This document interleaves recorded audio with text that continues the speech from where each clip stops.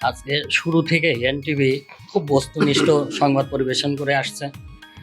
এনটিভির কলা কৌশলী যারা আছে, আমার পক্ষ থেকে তাদের সবাইকে অভিনন্দন ও শুভেচ্ছা জানাচ্ছি এবং আগামীতে যাতে ভালো সংবাদ পরিবেশন করে এটা আমরা প্রত্যাশা করি এনটিভির কাছে।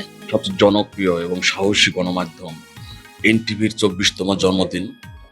এই জন্মদিনে এনটিভির কাছে আমাদের প্রত্যাশা বস্তুনিষ্ঠ সাহসী পদক্ষেপ নিয়ে বাংলাদেশকে আরও এগিয়ে নিয়ে যাওয়ার জন্য তারেক রহমান যে ভীষণ মিশন নিয়ে কাজ করছে, এগুলোকে জনসম্মুখে মানুষের দ্বার প্রান্তে এনে দেওয়ার চেষ্টা অব্যাহত রাখবে। এনটিভির আজকে 24তম প্রতিষ্ঠাবার্ষিকী, আমরা এনটিভির কাছ থেকে আশা প্রকাশ করি যে নিরপেক্ষ এবং বাস্তবমুখী তারা সংবাদ পরিবেশন করবে, যা থেকে আমাদের দেশের যুব সম্প্রদায়ের, বিশেষ করে এই যে বিভিন্ন যেই কিশোর গ্যাং নিয়ে আমরা সারা দেশের মানুষ এখন জাতীয় সংসদে যেটা উত্থাপন হয়েছে, আমরা এই বিষয়গুলো নিয়ে গ্রামগঞ্জে এবং বিভিন্ন পাড়া মহল্লায় তারা এটা নিয়ে বস্তুনিষ্ঠ তারা একটি সংবাদ পরিবেশন করবে। আমরা আশা করি আমরা কুষ্টিয়ার এই সংস্কৃতির রাজধানী, এই কুষ্টিয়ার সংস্কৃতির রাজধানীকে নিয়ে আরও যাতে এনটিভির গণমাধ্যমে যাতে ব্যাপকতরে পরিচয় হয়।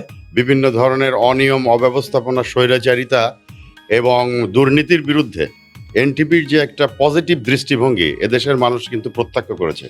তাই আমি বেশি কথা বলবো না। এই 24তম বর্ষে পদার্পণ উপলক্ষে আমি এই এনটিভির মঙ্গল কামনা করছি এবং এনটিভি যাতে তার সেই ধারাবাহিকতা বজায় রাখতে পারে, যে বস্তুনিষ্ঠ সংবাদ পরিবেশনের ক্ষেত্রে এবং বিশেষ করে দল নিরপেক্ষতার ঊর্ধ্বে উঠতে হবে। কিন্তু একটা ইলেকট্রনিক মিডিয়া বা একটা পত্রিকা যদি দলবাজ হয়ে যায় বা একটা বিশেষ দলের পক্ষে কাজ করে, তার কাছ থেকে কিন্তু কোনো ভালো কিছু জনগণও প্রত্যাশা করতে পারে না, কেউই প্রত্যাশা করতে পারে না।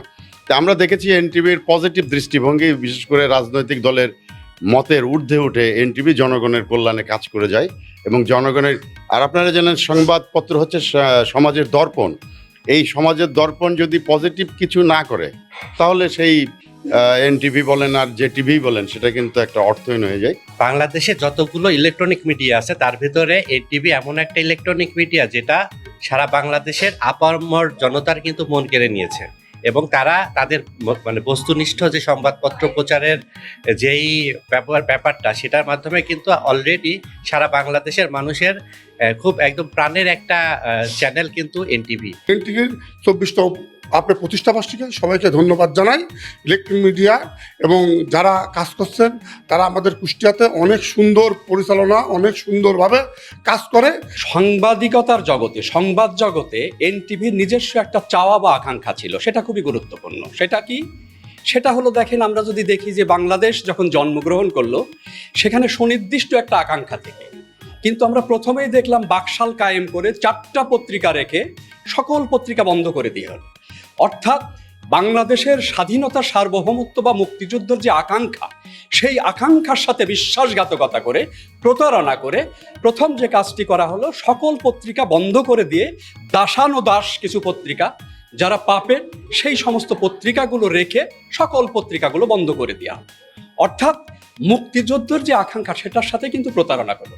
যারা জাতীয়তাবাদে বিশ্বাস করে, যারা বাংলাদেশপন্থী, যারা বাংলাদেশের স্বাধীনতা, সার্বভৌমত্বে বিশ্বাসী, যারা বহুদলীয় গণতন্ত্রে বিশ্বাসী, সেই সকল মানুষগুলোকে একপেশে করে তাদেরকে নির্যাতন করে দিনের পর দিন যে শূন্যতা, যে এতিমত্ব তৈরি করা হয়েছিল, মূলত সংবাদপত্র জগতের সেই এতিমত্ব, সেই শূন্যতা দূর করার জন্য এনটিভি তৈরি হয়েছে। বাংলাদেশের বিনির্মাণে এনটিভির যে ভূমিকা থাকার দরকার, আমরা সেটাই প্রত্যাশা করি। যেহেতু একটা জনপ্রিয় গণমাধ্যম এবং তারা গণতন্ত্রকে লালন করে, ধারণ করে, তারাও দুঃশাসন দেখেছে, নিপীড়ন দেখেছে। আমার মনে হয় সেই সব থেকে শিক্ষা নিয়ে আগামীতে যাতে স্বাধীনভাবে মিডিয়া কাজ করতে পারে এবং প্রকৃত বাংলাদেশকে তুলে ধরতে পারে, সেটাই আমাদের প্রত্যাশা। আজকে 17 বছর সাংবাদিক জগৎটা খুব কষ্ট ছিল আমরা যখন, এবং রিয়েল পিকচারটা যায়নি। এখন আমরা আশা করি যে তোমরা রিয়েল পিকচারটা, রিয়েল সত্যিকারের যে জিনিসটা আর পৃথিবীতে মানুষের জন্য করে যাবা, দেশ ও জাতির জন্য করে যাবা,